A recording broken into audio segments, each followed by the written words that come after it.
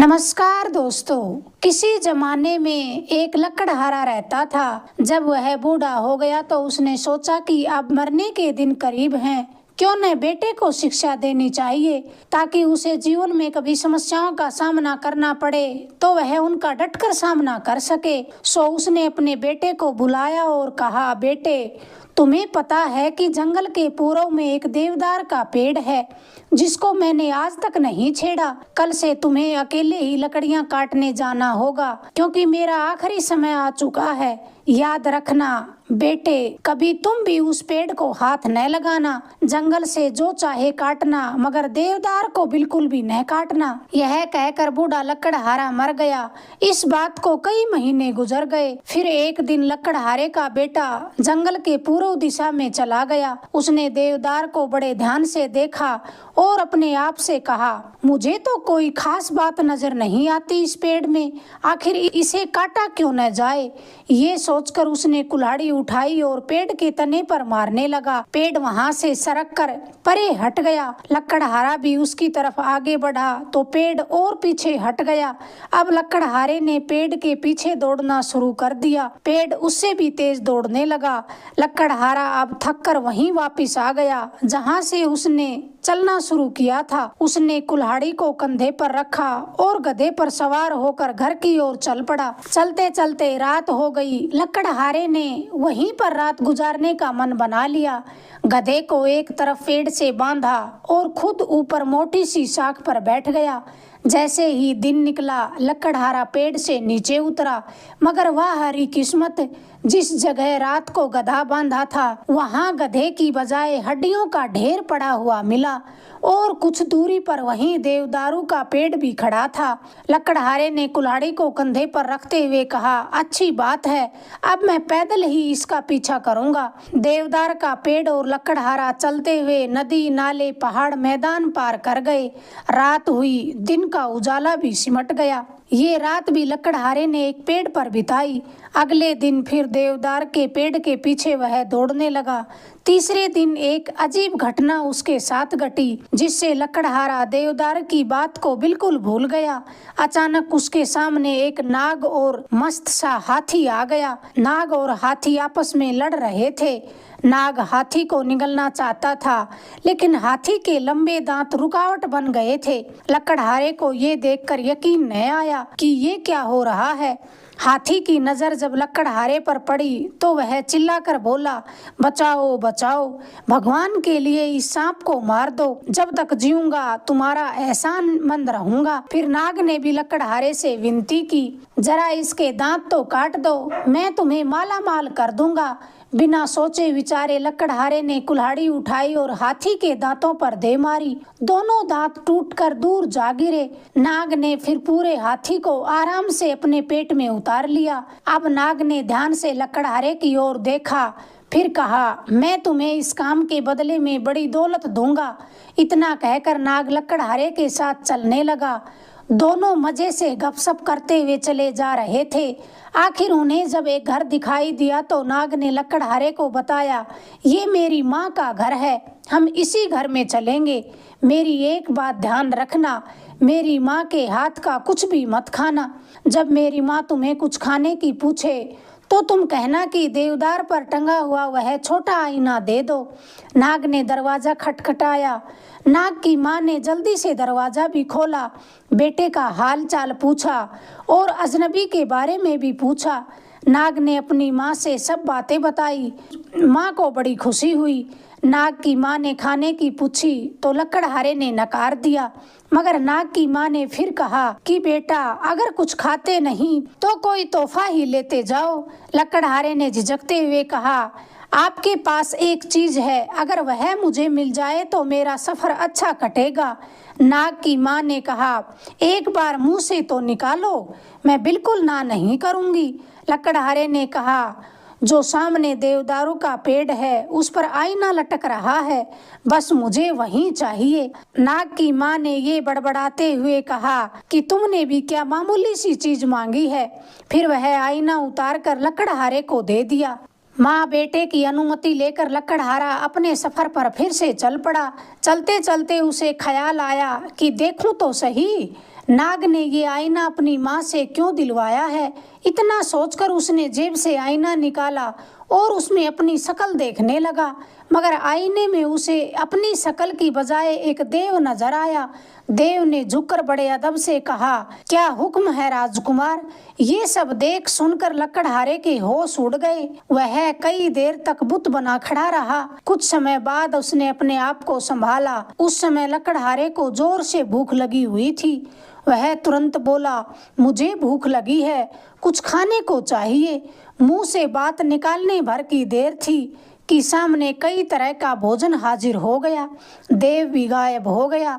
लकड़हारे ने दिल ही दिल में कहा, अच्छा तो ये जादू का आईना है। लकड़हारे ने पेट भर भोजन किया और फिर दोबारा से जेब से आईना निकालकर उसमें झांका। देव फिर हाजिर होकर बोला, क्या हुक्म है राजकुमार? अब बेचारे लकड़हारे को कुछ सूझ नहीं रहा था कि क्या मांगे। अचानक उसके मन में आया कि क्यों न इस देव से महल की मांग की जाए। तभी लकड़हारे ने कहा, मेरा महल कहाँ है? पलक झपकते ही वह महल के दरवाजे पर खड़ा था। लकड़हारा महल में जाकर सोचने लगा, क्यों न मेरी पत्नी भी हो। इतना सोचकर उसने आईने में झांका तो देव ने हाजिर होकर पूछा, क्या हुक्म है राजकुमार?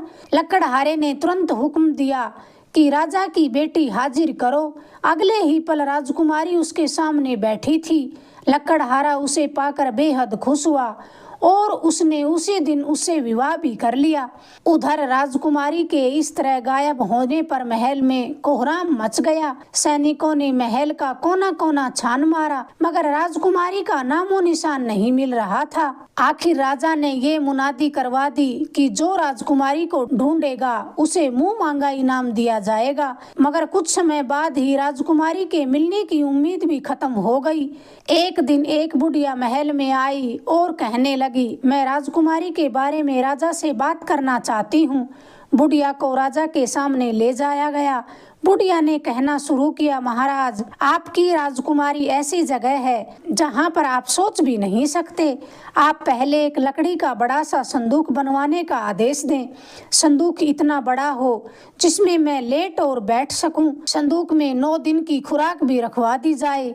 जब मैं उसमें बैठ जाऊं तो उसका ढक्कन बंद करवाकर समुद्र में फेंकवा दी जाए। राजा को जहां भी थोड़ी सी उम्मीद नजर आती वह खुश हो जाता। राजा ने उसी समय संदूक तैयार करवाने का आदेश दिया। फिर उसमें 9 दिन की खुराक रखवाकर बुढ़िया को बैठाया गया। उसके बाद उस संदूक का ढक्कन बंद करके उसे समुद्र में फेंकवा दिया गया। समुद्र की मौजें उसे जल्दी ही खुले पानी में ले गई। वह दिन रात पानी पर डोलता रहा, बहता रहा। आखिर एक दिन मछेरों ने अपना जाल समुद्र में फेंका तो उनकी नजर उस संदूक पर जा पड़ी। यह किनारा उसी राज्य के पास पड़ता था जहां लकड़हारे का महल था। मछेरे उस संदूक को रस्सों की मदद से किनारे पर खींच लाए। जल्दी से ढक्कन उठाया गया तो अंदर एक बुढ़िया बैठी नजर आई। बुढ़िया ने अपनी झूठी दर्दनाक कहानी सुनाई कि मेरे 2 बेटे जिन्होंने मुझे संदूक में बहा दिया है। बुढ़िया के आंसू देखकर मछेरों को बड़ा तरस आया। बुढ़िया ने कहा कि उसे राजा के पास पहुंचा दिया जाए। अगर वह अच्छा होगा तो जरूर मेरी मदद करेगा। मछेरे बुढ़िया को लेकर लकड़हारे के महल ले गए। वहां उसे राजा के पास न ले जाकर रानी के पास ले जाया गया। यह राजकुमारी वही थी जिसकी तलाश में बुढ़िया निकली थी। बुढ़िया ने उसे पहली नजर में ही पहचान लिया और उसे भी दर्दनाक झूठी कहानी सुना दी। उसके बाद उसने रानी से कहा, मुझे महल में सर छिपाने की जगह दे दो, वरना मेरे बेटे मुझे देखेंगे तो जान से मार देंगे। साथ में मैं तुम्हारी देखभाल भी कर लिया करूंगी। रानी ने अपने पति से सलाह करके बुढ़िया को अपने पास रखवा लिया। बुढ़िया महल में रहने लगी। 1 महीना गुजरा। बुढ़िया को कोई काम नहीं करना पड़ता था। महल के नौकर भी कोई काम नहीं करते थे। सब काम अपने आप हो जाते। महल का हर हिस्सा साफ सुथरा और जगमग जगमग कर रहा होता। खाने का समय होता तो हर तरह का मजेदार भोजन अपने आप ही पहुंच जाता। जब लकड़हारा घर में न होता तो बुढ़िया रानी के साथ घंटों बातें करती। वह रानी से कुरेद कुरेद कर पूछती कि घर का काम कौन करता है। बुढ़िया उससे हर राज उगलवाना चाहती थी, लेकिन इन बातों का पता तो रानी को भी न था। वह जवाब देती कि मेरे पति ही इस बारे में जानते हैं। फिर बुढ़िया कहती, वे आपके पति हैं और पति की बातों का पता पत्नी को होना चाहिए। मैं तो हैरान हूँ कि आप कैसी पत्नी हैं और आपके पति को आपसे कैसी मोहब्बत है जो आपसे ये राज छुपाया हुआ है। ये राज जानना आपका हक है। बुढ़िया हर समय उसे इसी तरह की पट्टी पढ़ाती रहती थी।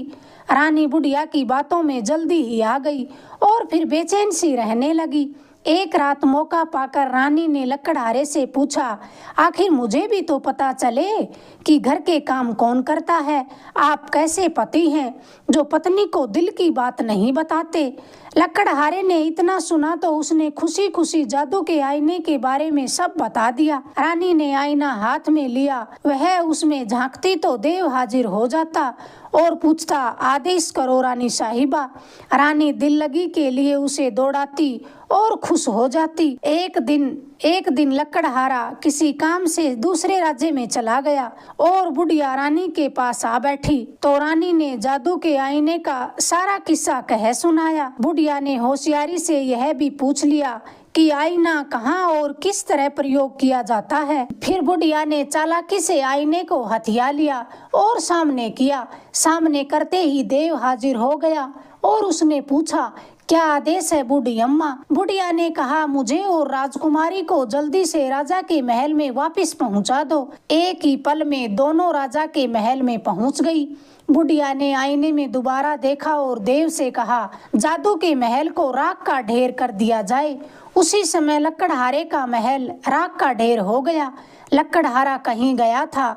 शाम को आया तो न महल था और न रानी, बस राख का एक ढेर था। वह तो सर पकड़कर बैठ गया। अब करे तो क्या करे। राजकुमारी ने बाप के महल में जाने से पहले कच्चे मांस का एक टुकड़ा महल की बिल्ली के आगे डाला था। महल जला तो बिल्ली किसी तरह बच गई और अब वह मांस का टुकड़ा ढूंढती हुई फिर रही थी। लकड़हारा भी बिल्ली के साथ मांस का टुकड़ा ढूंढने लगा। थोड़ी देर बाद टुकड़ा मिल भी गया। लकड़हारे ने मांस के टुकड़े को 2 हिस्सों में बांटा। एक हिस्सा बिल्ली के आगे डाल दिया और दूसरा अपनी जेब में रख लिया। अब तो यही टुकड़ा रानी की निशानी रह गया था। उसे जेब में डालकर वह रानी की तलाश में निकल पड़ा। चलता रहा और चलता रहा। आखिर एक दिन उस राज्य में पहुंचा जहां का राजा उसकी रानी का बाप था। लकड़हारा सीधा महल में पहुंचा और किसी तरह बावर्ची खाने में नौकरी का निवेदन किया। संयोगवश बावर्ची खाने में बर्तन धोने वाले की जरूरत थी। लकड़हारे के मन की चाही हो गई। अब वह किसी न किसी तरह राजकुमारी से मिलने का मौका ढूंढता रहता।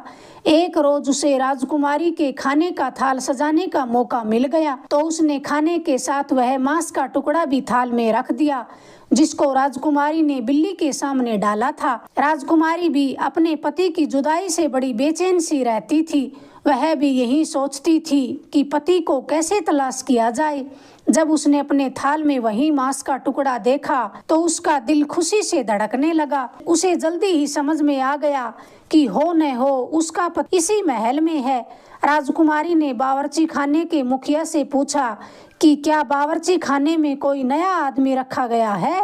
सब बातों का पता चला तो राजकुमारी ने कहा, जो नया आदमी काम पर लगा है उसी के हाथ मेरी चाय भेजना। लंबी जुदाई के बाद दोनों पति पत्नी मिले तो उनकी खुशी का ठिकाना न रहा। दोनों ने अपने अपने किस्से सुनाए। अब दोनों ने सलाह की कि किसी तरह जादू के आईने को हासिल करना चाहिए ताकि दोबारा से उसी तरह हंसी खुशी जीवन जी सकें। मगर जादू का आईना तो बुढ़िया के कब्जे में था। राजा ने बुढ़िया को भी महल में ही अब रखवा लिया था। बुढ़िया ने भी लकड़हारे को देख लिया था और तुरंत पहचान भी गई थी। लकड़हारे को देखते ही बुढ़िया ने आईने के देव को बुलाया और आदेश दिया कि इस लकड़हारे को इसके जले हुए महल में पहुंचा दिया जाए। अगले ही पल लकड़हारा राख के ढेर पर बैठा था। अब तो वह और उसकी बिल्ली एक दूसरे के साथी थे। अब बिल्ली की सुनिए। जब महल जलकर राख हो गया था तो बिल्ली भूखों मरने लगी थी। मजबूरन चूहे पकड़कर खाने लगी थी। जब लकड़हारा वापस यहीं पहुंचा तो चूहों की फौज लगभग खत्म हो चुकी थी। जब चूहों के मुखिया को लकड़हारे का पता चला कि यहाँ का राजा वापस आ गया है, अब उसने सोचा कि इंसाफ के लिए राजा के पास चलना चाहिए। चूहा लकड़हारे के पास गया और चींची करके कहने लगा, भगवान के लिए मेरी मदद कीजिए। अगर आपकी बिल्ली यूं ही चूहे खाती रही तो मैं बिल्कुल बर्बाद हो जाऊंगा। लकड़हारे ने कहा, मैं तो बिल्ली को यहाँ से हटा दूंगा, पर मेरे दुख दूर कौन करेगा। चूहा कहने लगा, शायद मैं आपके किसी काम आ सकूं, मुझे आप अपना दुख बता सकते हो। इसके बाद लकड़हारे ने सारी कहानी चूहे को सुना दी। उस बुढ़िया की मक्कारी के बारे में भी बताया, जिसके कारण उसका ये हाल हुआ। चूहों के मुखिया ने कहा, आप अपनी बिल्ली से मेरे सिपाहियों को बचा लें और फिर मेरे सिपाहियों की मदद से मैं आपका जादू का आईना मंगवा लूंगा। फिर चूहों के मुखिया ने सब चूहों को बुलाया और पूछा, कुछ दिन पहले यहाँ महल में एक बुढ़िया आई थी, उसे किसने किसने देखा है। एक लंगड़ा चूहा कहने लगा, मुखिया जी, मैंने उस बुढ़िया को देखा है। अब मैं पता लगाऊंगा कि अब वह बुढ़िया राजकुमारी के महल में आईना कहाँ पर रखती है। तभी मुखिया ने आईने का पता लगाने का आदेश देकर लंगड़े चूहे को राजमहल भेज दिया। फिर लंगड़े चूहे ने कुछ चूहे साथ ले जाने की विनती की तो वे भी उनके साथ भेज दिए गए। चूहे चलते चलते एक दिन राजा के महल में जा पहुँचे। उसके बाद बुढ़िया के कमरे में घुस गए। ये समय रात का भोजन करने का समय था। मक्कार बुढ़िया मजे से भोजन करने में मग्न थी। चूहे बुढ़िया के सोने का इंतजार करने लगे। वे बुढ़िया की हर हरकत को देख रहे थे। जल्दी ही उन्हें पता चल गया कि आईना उसने अपने तकिए के नीचे छुपाया हुआ है। जब बुढ़िया तकिए पर सर रखकर खर्राटे लेने लगी, तभी 3 चूहे बुढ़िया के बिस्तर में घुस गए। लंगड़े चूहे ने अपनी दुम बुढ़िया की नाक में घुमा दी। बुढ़िया को छींकों पर छींकें आने लगी। जैसे ही बुढ़िया ने छींकने के लिए सिर उठाया तो 2 तेज तर्रार चूहों ने तकिए के नीचे से जादू का आईना खींच लिया। चूहे आईना लेकर अपने मुखिया के पास पहुँचे। मुखिया बड़ा खुश हुआ। उसने आईना लकड़हारे को वापिस सौंप दिया। थोड़ी देर बाद लकड़हारे ने आईना देखा और देव हाजिर हो गया। उसने आदेश देने को कहा तो लकड़हारे ने कहा, मेरे लिए एक शानदार घोड़ा, एक फौज और एक शानदार पोशाक लेकर आओ। थोड़ी देर बाद वह भारी सेना के साथ घोड़े पर सवार होकर राजा की ओर बढ़ रहा था।